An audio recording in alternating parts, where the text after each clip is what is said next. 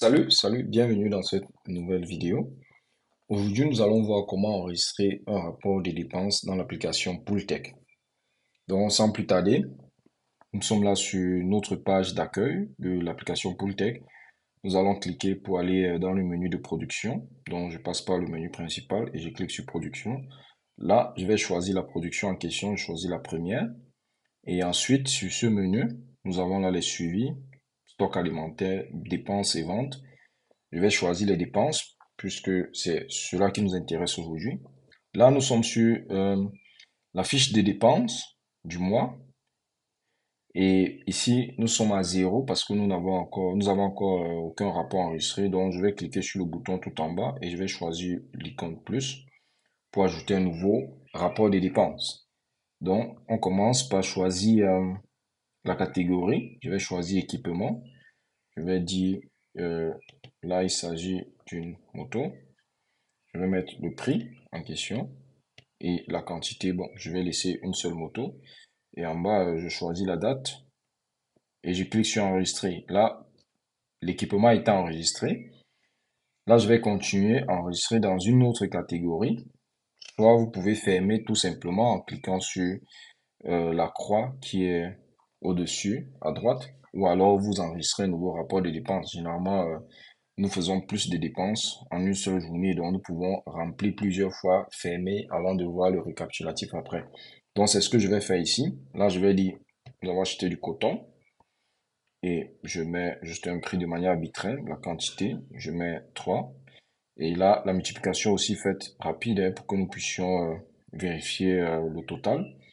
Et je choisis une autre date et je clique sur enregistrer. Donc, je vais laisser d'abord comme ceci. Je clique sur la croix qui est en haut à droite en rouge. Et ensuite, là, j'ai le récapitulatif des dépenses qui s'affiche classé en catégories. Donc, tout ici est classé en fonction des catégories. Et là, par exemple, nous avons la catégorie aliments qui a déjà totalisé 12 000 francs. La catégorie équipement aussi qui a totalisé un montant de 200 000 francs. Et nous pouvons aussi voir les détails. Quand nous cliquons sur l'œil qui est en bleu, nous avons la possibilité de voir les détails, quel était le prix unitaire, quelle est la quantité et tout. Donc ici, pareil, avec la deuxième catégorie, et nous avons le montant total dépensé qui est de 212 000 francs. Donc de toutes les dépenses qui vont s'afficher, ou du moins de toutes les dépenses que nous avons eu à enregistrer. Ici en bas, nous avons la possibilité, en cliquant sur l'icône bleue, de télécharger cela, de se faire envoyer ce rapport par fichier Excel. Donc nous allons ici renseigner une nouvelle dépense dans la catégorie aliments pour essayer de vous montrer une certaine variation. Là, nous allons dire, nous avons acheté le maïs. Pour la première fois, nous avons acheté le maïs à 150 francs l'unité. Et nous avons acheté ce maïs, disons, le premier du mois. Et après, un autre jour, nous avons acheté aussi également le même maïs.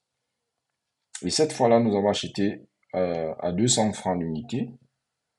Disons, nous avons acheté aussi 5 et je choisis une autre date.